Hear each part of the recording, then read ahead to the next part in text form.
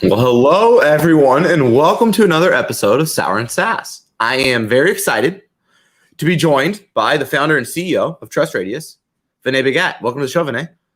Thanks for having me, Garrett. I'm delighted to be with you here today. And how did I do, by the way? Because that's my number one question. Do you understand? Every time I go, I'm going to ask them how to say their last name, and then I universally forget. So how did I do? You did fine. Did great. I did fine. I didn't do good. I did badly. That's the ultimate. That's the pro's answer. How do you say it? I want to hear it the right way. It's actually Bhagat. You know, there's an Indian way to say it, and there's a English American way to say it, which is Bhagat. But what's the Indian way of saying it? Bhagats. But nobody says it that way here. So well, my last name's Mehrguth, and that's the German way of saying it. Everyone else calls me Mehrguth or something. So I'm right there with you. I want to start off with a high-level question before we get into some details, which is B2B marketing, right? You exist with a lot of data. You exist in this kind of space with TrustRadius. What needs to change? Instead of saying like, you know, what should people do? What should people stop doing in your mind with B2B marketing? The number one thing is be more authentic. Buyers are intelligent, buyers are informed, buyers have access to information today. So I think brands that really treat the buyer with some respect and understand that A, the buyer wants more control over their journey, and B, the buyer wants to get to the truth as fast as possible. And if you can serve those two things up to them, you differentiate yourself, pure and simple. I think you got a point, Vinay, but I think what happens is this balancing act. I know you've probably experienced this yourself, and this is where I think we run into trouble, because I'm right there with you. I love to study direct to consumer. So I study the houses. I study the ugly drink. I study all these brands that are doing this in direct to consumer, because I think that's the winner in B2B, is the people who can create this authenticity in their brand that creates differentiation at the brand level in a world that just has everybody with characters on their hero page, right? Like that's kind of SaaS, right? Like, and then you get this other space. Now, the reason I'm saying this is those B2B, what happens is we all want to increase our average order value. Yeah. And then there's this belief we have, it's almost like a lie, that the more we charge, the more we have to keep our brand at an arm's length away. And you get this like commercialized brand archetype that Cisco and Workday, and I mean, I can go down the list of every publicly traded SaaS company that maybe stock trades for over $100 a share, has this like brand that sits between them and their humanity, if that makes sense. And it's like the IBM model of old. How do we get away from that? Or do we need that? You get what I'm saying? Because that's like what's going on. I think those brands are starting to change. I mean, we work with both Cisco and IBM, for example, and they've both embraced authenticity in terms of customer voice. So, for example, Cisco works with us to drive public reviews for all of their products, and they don't cherry pick, and that's really, really important. A lot of companies are really controlled about who they allow to go on the record. They'll filter out NPS 9s and 10s and only send those to review sites. Cisco and the groups that we're working with at IBM are actually going out to all customers. So we're in their community. We're in front of all of their customers. IBM has us embedded in their applications. So the offer to give public feedback is open to absolutely everyone. And then the second aspect of what they're doing is they're incorporating that voice of customer into their own channels. So Cisco has embedded dynamic review flow, syndication we call it, into a lot of their product pages.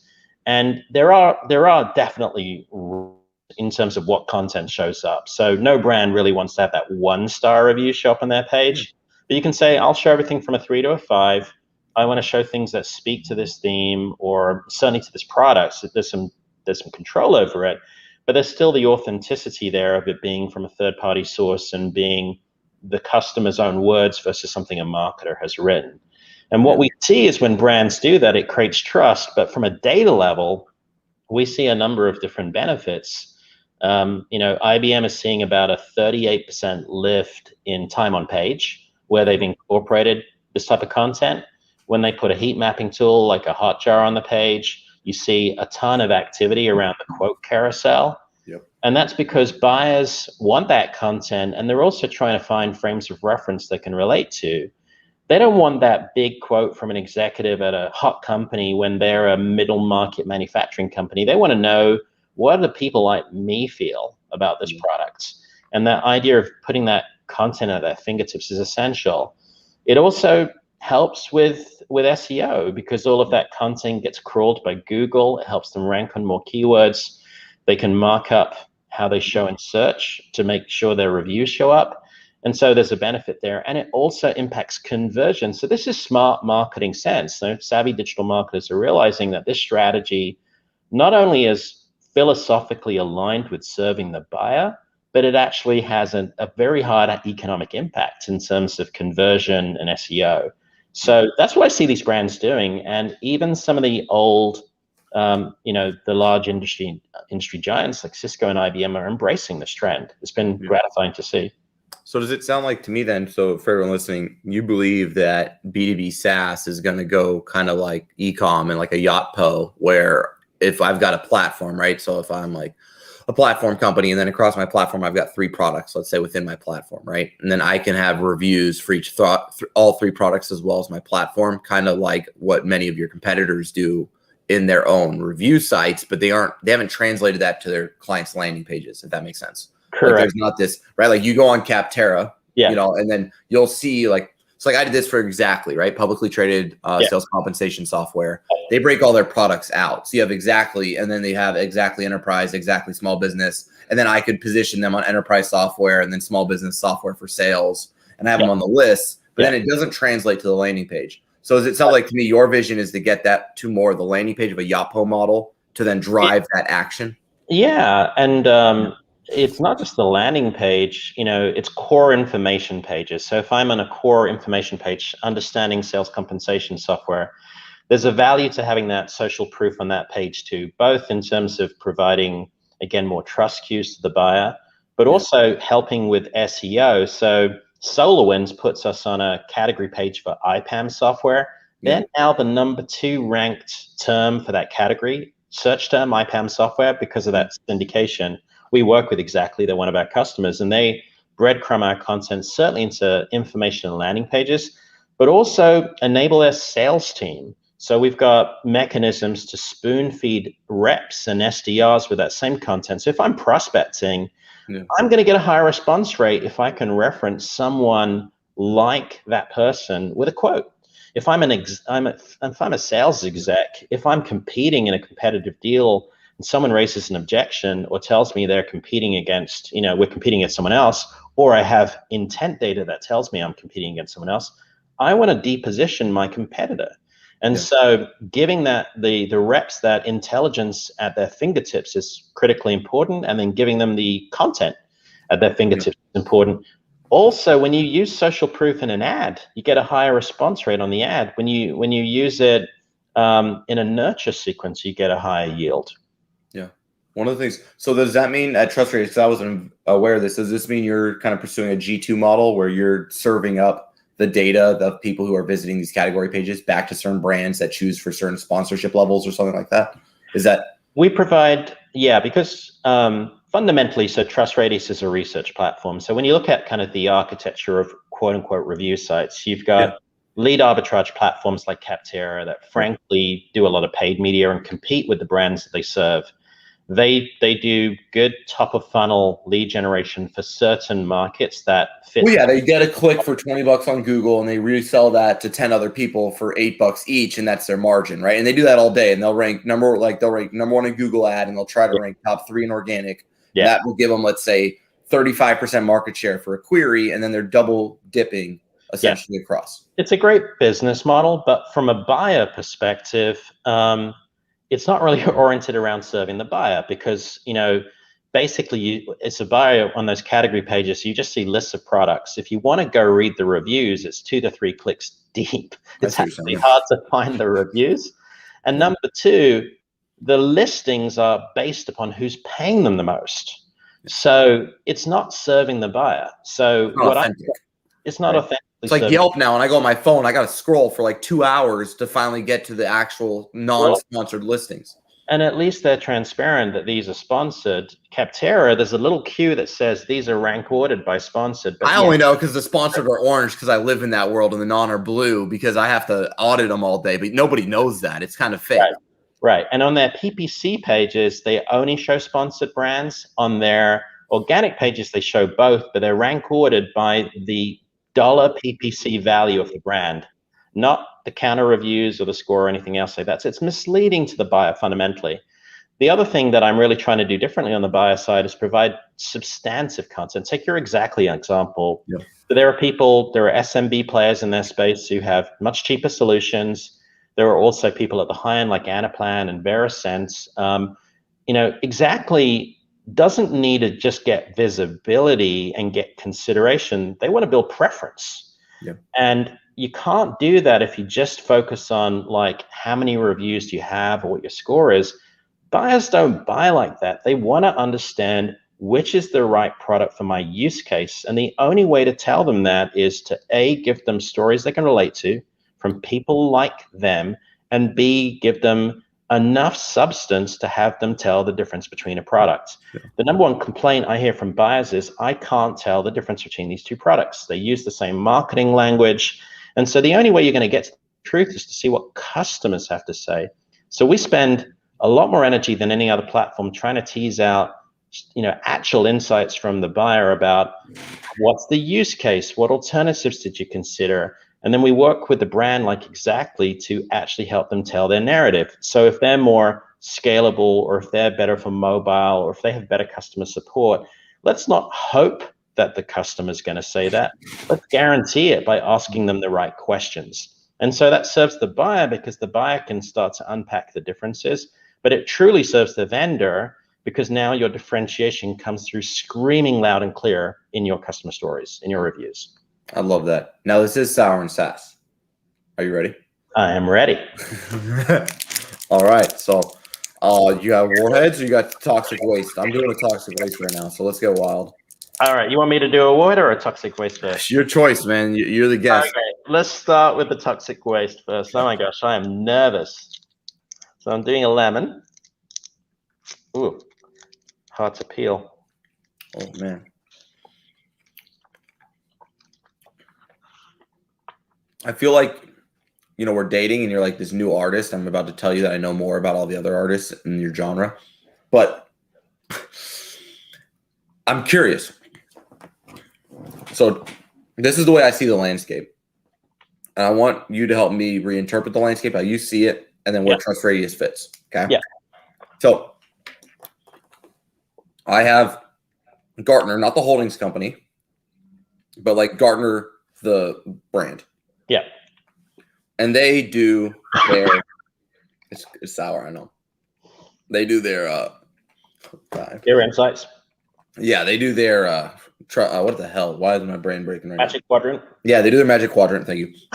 And Forrester does their Wave. Mm-hmm. And I've got those two people that kind of lead this analyst research part of the industry. Mm-hmm. I've got millions and millions and millions of dollars of B2B SaaS spend. Mm-hmm. Those are our top performing non-purchase intent assets across. Mm-hmm. We measure all our top offers for our clients because it helps them inform what do we position at what stage of a buying journey. Yeah. Analyst reports crush it everywhere, whether it's a landing page, Google Ads, LinkedIn, they crush it. Yeah. But SDRs like them. They don't love them, if we're being honest, because they generate awareness, and depending on where you're ranked, they help. And it's a good lead gen, but it doesn't just mean you download a Gartner asset and now there is intent. So sometimes there's a gap between essentially MQL to SQL with these analyst reports. And I'd also say that if you're not top right, it's questionable whether you should be sharing it. I mean, yes, you'll get a lead because someone wants that asset and they see you as a free way to get the asset instead of paying Gartner. But are you advertising for the leader or yourself? That's what's so crazy to me, right? And so that's the thing that is ludicrous to me. Like, if you're not top right, I would not be sharing that asset. So let's go to the next one, though, right? So you have these guys up here, and then you have G2, who's kind of playing this in-between game, right? Yep. So G2 is the weirdest one, by the way, in my mind, of all the review sites, because they used to go left to right. So it was horrific with lead gen because people don't understand left to right. They only understand top to bottom from a UI standpoint. Number one. Number two, it's really now an SDR offering more than it is. Like, so if you go across all our channels, G2 struggles to drive leads. I don't know why. Truthfully, I don't really know why. But G2 doesn't drive leads through lead gen. It does through like sales development. It's good for sales enablement. You've got their grid, but it doesn't drive leads, right? And then below that, I've got Capterra. If you're a company who can serve anyone and everyone, Capterra is great. In other words, if you're like product-led, low cost point, high access, Capterra is great. And then I've got Software Advice, right, which are both owned by Gartner on this other end. That's like really good if you have a unique niche. Like we do ERP, but only for architects. They're good at sending you like on a PPL model, like architect leads with 100+ seats. That's what they're good at. Where does TrustRadius fit in this? And like why are those not enough for SaaS companies? We're all about the customer. Now let me explain that. So Capterra and Software Advice are lead arbitrage platforms, pure and simple. And again, if you're in a kind of highly fragmented industry like construction, architecture, or project management, where it's essentially a commoditized space, people know the category and they're just trying to get a list of a few brands to talk to, it serves that need. And as a vendor, you have to decide whether you want to pay the money. You want to play the game or not, right? Like it's kind of, but they're going to rank. So you're either not in that category. If you're not on their ad, it's kind of like you have to almost, if that makes sense. Well, it's an economic question, right? Does the cost per lead make sense? And do the win rates make sense? Because those leads are getting sent to other people, right? Now, G2 has really done a great job of building a brand, but they've really centered around their grid, their 2x2, right? They want to be the crowdsourced alternative to Gartner. Also, the way the algorithm of the grid works, it's tied to volume. Both of the axes, the satisfaction score and the market preference score, if you go in and actually read the details of the algorithm, they're tied to your count of reviews. We don't do that beyond a threshold because we think that's pay to play, but it causes it is when they offer $10 gift cards to everybody. It forces a mechanism where vendors feel like they are in this rat race to be in the top right in the grid. Now, in less crowded categories, having a good position on the grid makes sense, but in many categories, it's gotten so crowded that the grid is kind of meaningless now because it's just noise. So Vinay, that happened on Clutch.co. So my industry has Clutch.co. Are you familiar with them? Okay. So I serve mid-market and enterprise. And this is what's so hard about the review game. I actually did the SEO for Clutch. This is irony. Like they hired our shop to help them, but I can't show up in their darn grid because my agency only purposely has like fewer accounts. Like we have less than 100 accounts, let's say, but our average order value is 10x that of, localseo.com, who serves Joe Schmo's plumbing shop and Susan's bakery. They have 10,000 clients. And so they look like they're the best because it's by volume. Is that kind of what you're referring to? Correct. Yeah. And that makes it weird because it's not about who's actually best. It's just about who has the cheapest price. Well, who has the largest customer base, which generally aligns to SMB. But the other thing that happens is in the review space is that a lot of vendors, if they have a large customer base, can just peel off their NPS 9s and 10s and send them to review sites and bias their scores. That's why on sites like Gartner Peer Insights, just before the award season happens, you see a proliferation in reviews and an escalation in scores. And none of the review sites except for TrustRadius moderate for that behavior. Because left unchecked, you can't trust the scores on a site, right? So completely agree, we've got an algorithm that puts much more emphasis on independently sourced reviews, and we encourage and reward vendors like Cisco who are willing to go to 100% of their customers to invite reviews from all of them. We've got something called true certification. Now, my philosophy, and it's backed by data, is that buyers care about scores and position on the grids, but it's only 7% of the audience or the page views on my site is focused on that content. 93% is on reading reviews and reading comparisons. People spend 15 minutes on a comparison page on my site, which means that they're not just scanning a score, they're actually reading what people have to say. Because at the end of the day, the reason I started TrustRadius is We bought an HR platform. It was top right in the Gartner quadrant, Magic Quadrant. It was a good product, but it wasn't right for us. We were a high-tech company, and it was optimized for manufacturing. We made a mistake. And this whole idea that a one-size-fits-all 2x2 makes sense is just freaking ludicrous. Yeah. Everyone has their own unique use case. If I'm a company who wants to engage an agency and I need someone who's more enterprise or attuned to my business, I'm not going to get that out of a 2x2. I need to actually filter and find people who work with people like me, and I want to read what they have to say, what the experience is like. So where I'm trying to play in the market is being all about the customer. What does the customer actually want? And our research suggests that the buyers actually crave two things. They want to hear from people like them, and they want to hear a reasonably detailed exposition of what the customer experience is like. What is their use case? What sort of ROI have they achieved? Why did they pick this solution? What is it actually like to work with this vendor? And then other things like, does it integrate with the rest of my stack? How much is it? What's the value? What's the value that they're getting? And you're not going to get that from a 2x2. No, now, I agree. I think, yeah. Marketers like 2x2s because they're easy. They can tout them. And we have what we call trust maps on our site. We give out awards too because marketers won them. But from a purely buyer orientation, buyers care a lot more about the substance of what someone actually has to say. And so that's our focus, is actually trying to get customers to share rich insights and helping buyers use those insights to make decisions. Comparison pages work. There's huge volume for them. Yeah. Yet most of our clients are still nervous of them. What do you tell the people who are nervous to building their own comparison pages and owning that narrative, and they're scared of it? Because those are the same people that also aren't necessarily going all in on TrustRadius. It's like they're trying to control their own narrative. Yeah. And in 2021, it's not really a thing anymore. And so how do you help people get comfortable? Like, let's say ZoomInfo is a client of ours. Mm-hmm. Like, what would you tell them? I don't even know if they're comfortable with this or not. Like, how would you communicate to them that they should have ZoomInfo versus Clearbit on their website? There's 1,000 people searching for it. Yeah. TrustRadius already ranks there. Capterra ranks there. Like, everyone's already ranking there. Everyone's already looking. You need to create your own page. What do you need to communicate to get that breakthrough for executives? Well, number one, I mean, just from a pure economics perspective, you can start to rank on that page and start to drive organic traffic versus having to pay for referral traffic from all the reviews platforms who charge you per lead. Yep. But there's a pure economic argument for it. Two, if you're worried about seeming too self-serving or being too aggressive, lead with the voice of the customer.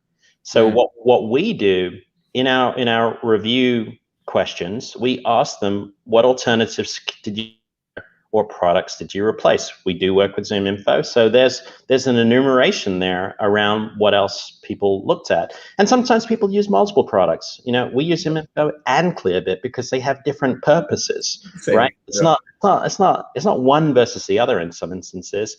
And so the buyer really wants to understand, where does this product really excel? Where is it not so great? And so we can capture that content. And then there's a curation platform on the back end where the vendor can say, okay, this is a quote I want to use. It's on point. It's on message. I'm going to tag that as a competitive quote, ZoomInfo versus Clearbit, Sales Intel, or anyone else. And then you can dynamically feed that content to a landing page. So we worked with a company called Trenkite that was acquired by Cision. Yep. They were in the PR space, and they competed against Meltwater. They had a really effective landing pages. Like, I think the tagline was, let your worries melt away. It was a play on words. Yeah. But they had a feed of quotes that were all on point about why people had switched from Meltwater to Trenkite.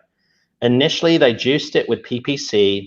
And eventually, it started ranking as like the number 1 or 2 organic search result in Google for Meltwater versus Trenkite, above TrustRadius. That was number 2. And so, it's a no-brainer strategy because it's a way to get, organic traffic, and it's high converting paid traffic when you start that way. And lead with the voice of your customer. And yes, you're going to put the thing supportive to your narrative. And of course, your competitor can turn around and do the opposite to you.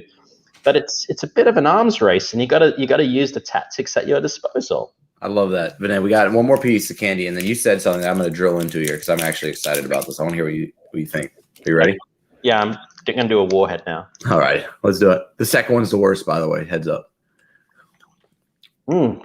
Yeah. It's like the first coat's primer. This is the real show. Now, you said they launched the page. They initially juiced it with paid traffic, and then it ranked organically. When you're entering a competitive category, Vinay, like ERP software, do you juice that category with paid traffic yourself? Does that work? I don't know. Like, I've never done it before. I'm the SEO paid media guy.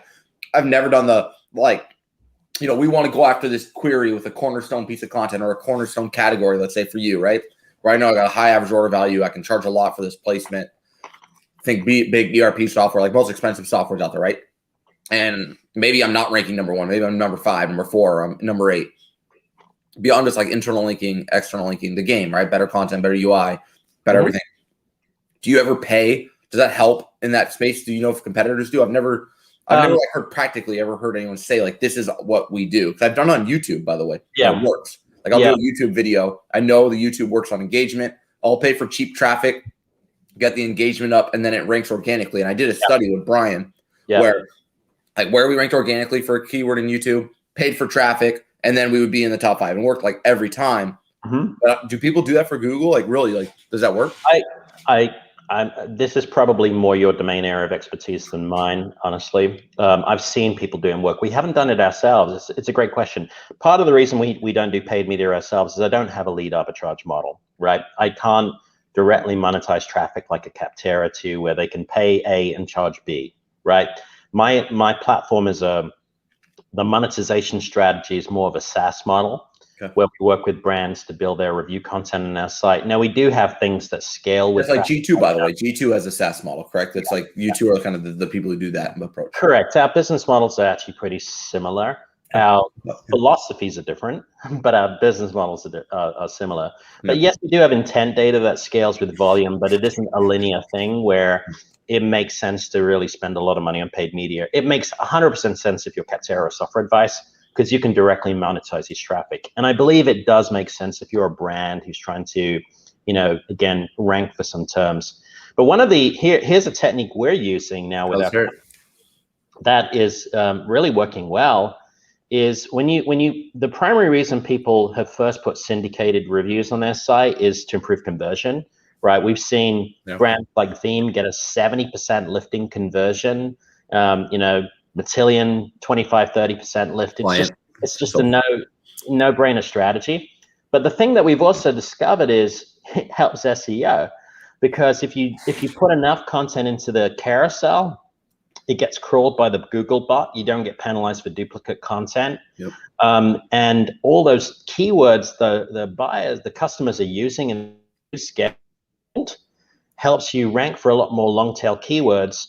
And then secondly, we've also changed our widgets such that you can, in your organic search engine result, you can mark up your review count. So you can start to see the stars like an e-com and get those click-through rates up in the SERP. Correct. And we're seeing those click-through rates rise. And so some of the brands you've tested this are seeing 15% more organic traffic to the pages that have the widget. I believe that, by the way, because I that happens on e-com all the time. I don't do e-com anymore, but back in the day, I kind of did local e-com, a little bit of everybody. I mean, we would see that same thing, right? We do it with our SaaS companies, but we had to cheat it, because we'd have to because you have to make the reviews visible and crawlable on the page, and then you have to mark those up. And so we would do that back in the day, but nobody had a good widget to use, if that makes sense. Like Yelp gives you that widget that does it almost naturally. So it's cool to hear that you're doing that for SaaS, because I think that widget play is hyper effective as through your vendors, like people like myself who can sell that on your behalf and recommend it. I think is really clever. Intent data in closing. I think it's crap. I'm just going to say it. And I don't mean all intent data. I mean the Bombora intent data. Okay. I've tested it. And if you don't believe me, go to Bombora right now, download their intent data for your category, and you tell me if you and then go call those people like I did, and I've did it many times. They're not in the freaking market. So intent data, is it crap? Is it not crap? How could it work? I'm using intent signals, but that's usually firmographic related. So what I had to do is I have an Ahrefs API, SEMrush API, SpyFu API. I can see how much you're investing in performance marketing. I then built a logarithmic score, and then I can take that plus if you have let's say a CRM, like a Marketo. All right, you're a mature advertiser. You're a fit for me, and you'll be higher on my score. Yeah. But that's not intent data, if that makes sense. So like, does it yeah. work? But, well, I mean, not all intent data is created equal, right? So there's 3 different types of intent data. There's first party, what people are doing on your site and in your marketing automation system. So clearly, that's a very strong indicator of intent. If people are coming to your site and they're not job seekers, so if they're visiting certain pages like pricing pages, product pages, and they're responding to certain campaigns, that's high quality. We all love that. We all believe in that one. It's what are the other 2 categories? Third party is what Bombora does, right? Which is aggregating click data and keyword search data as well. Right. They've got like a JavaScript snippet on millions of websites, and then they look at the pages they visit on those websites, and if those match, when they scrape them, your interest, they'll say, "Oh my God, this person's interested in SEO," because they looked at some post on how to do SEO, not how to hire an SEO agency, right? Yeah. Exactly. So there's that, and also because the volume is so high, it's a very low quality signal. There's a high noise to signal factor there. Now it may be slightly predictive, better than pure kind of ICP based advertising. And so if you're viewing it as a top of funnel strategy to kind of think about where to how to direct your ad spend, maybe it's in there in addition to your first party data. And then of course the ABM platforms make it easy to take that kind of data and take the first party data and do some predictive work as a result of that.